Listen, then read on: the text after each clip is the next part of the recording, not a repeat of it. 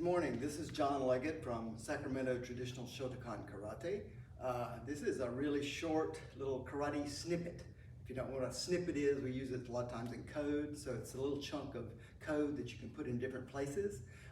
So this is just some karate concepts, a little principle that you can use in different applications.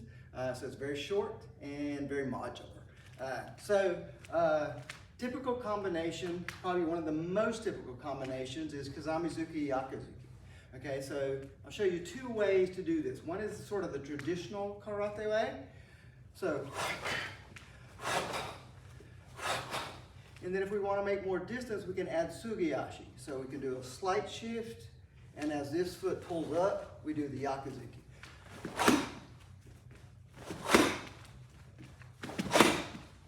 Now there's a third way to do this, which is to do a Yaku Hanmei on the second punch and just use that to make up the distance rather than the foot movement.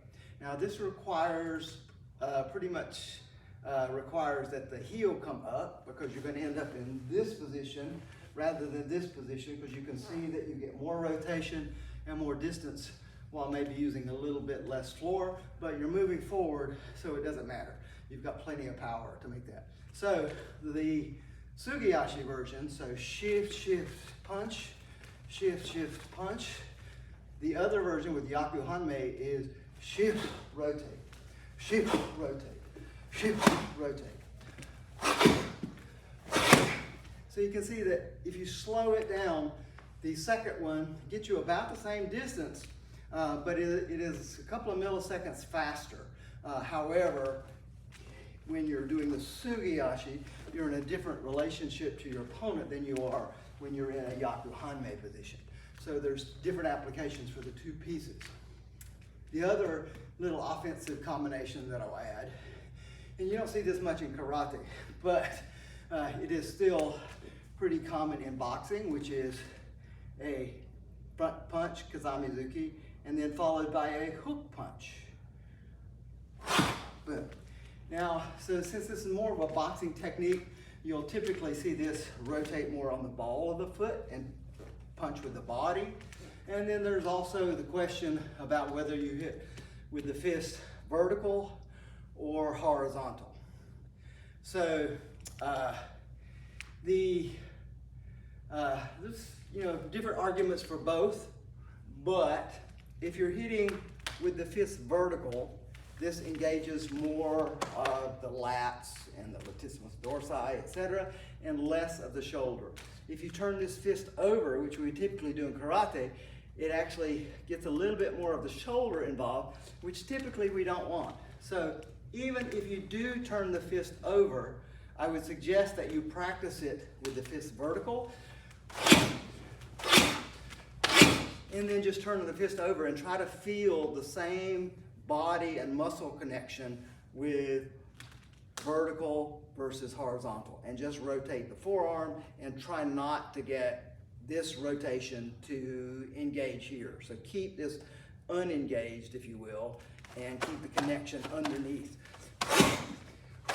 so that they feel pretty much the same. Now when you're doing this as a combination, this is a little bit tricky. So, because if you don't pull the arm back, you got nothing for the Kagezuki, hook punch. So we naturally retract the arm. We do not want to do this and pull back to the hip. There's really no reason to pull back a punch to the hip if it's by itself, unless you've got something in your hand, right? So if you pull back, you should pull back to a cover position, and you can punch again, or you can block, etc. You can do nothing here except punch again or block, and it's going to take you all the way from here to here, back to here, to do anything. So you've wasted an entire count. This is very common in karate, kind of a pet peeve of mine, but that's the way it is.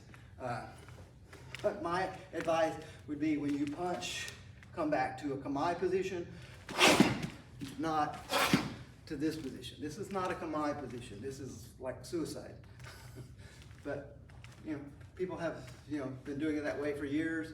That's the way they learned it. That's the way they train, and many times in tournaments, if you don't do that, they won't even give you the point.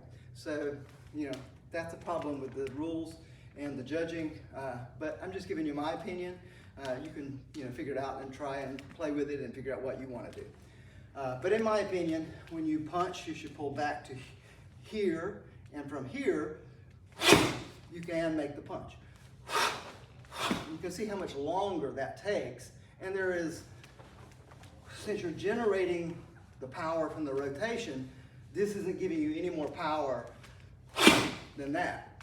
So you're just wasting time. So the purpose here is to go bam, pull back, and rotate. Bam, pull back, and rotate.